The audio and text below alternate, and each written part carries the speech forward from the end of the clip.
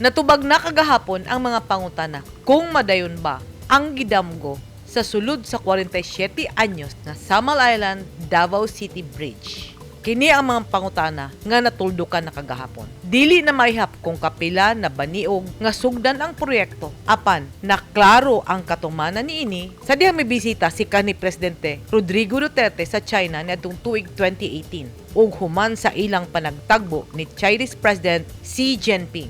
Kagahapon, ang damgo nahimo ng kamatuoran. Ang Samal Island Davao City Connector Project sa gihimong groundbreaking ceremony nasilyuhan na ang mga pangutana. Gilubong na sa yuta ang kapsula nga dunay unod nga plano alang sa tulay ug mismong si Presidente Ferdinand Marcos Jr. ang milubong sa plano nga nagsimbolo nga opisyal na kining gisugdan ug gilauman nga mahuman sa tuig 2027. Sumala sa grupo nga milambigit sa kinaiyahan ang proyekto makadaot sa mga marine resources og sa mga corals kay madisturbo ang ilang pagtubo og kini dako og danyos sa kadagatan og sa mga isda nga gihimong paraiso ang kadagatan sa Samal.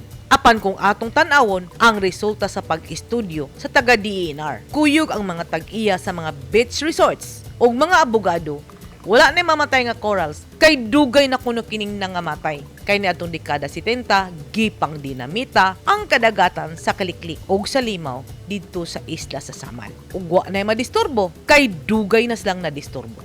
May pasalig usab ang Department of Public Works and Highways, ang Chinese contractor ug si Island Garden City of Samal Mayor Al David Uy nga dugay nang naningkamot ang iyang syudad nga protektahan ang kinaiyahan kay ang kadagatan mauman ang mutya sa kaanyag sa isla sa Samal.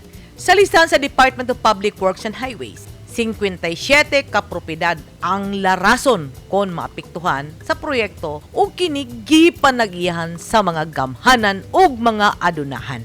Sa Davao side sa proyekto, maapektuhan ang mga propiedad sa mga dato ug mga influensyadong pamilya sama sa mga Alcantara, Dominguez, Subel de Ayala, Supingke, Gatchalian, Lorenzo, Hizon ug ang negosyante nga si Manny Pangilinan. Samtang sa Samal area, dunay na pulo ka propiedad nga maapektuhan sama sa propiedad sa mga pamilya nga Ceres Borgos, Florendo, Uy, Alcantara Dominguez, Yap, Bangayan, Kibuloy ug uban pa. Apan ang dayag nga misyagit ug padayong nanawagan nga utruhon ang landing area sa Samal maulang ang pamilya Lucas ug Rodriguez. Sumala ni Presidente Marcos ang tulay mitsa sa kalambuan alang sa katawhan dili lang sa Samal ug sa Davao apan sa habagang duot sa katawhan sa Mindanao ug makahatag kini og kalagsik sa ekonomiya nga dakong tabang sa katawhan karon labi na kay nagtakilid ang panudlanan dili lang sa Pilipinas apan sa tibuok kalibutan human mihapak ang duha ka tuig nga pandemya.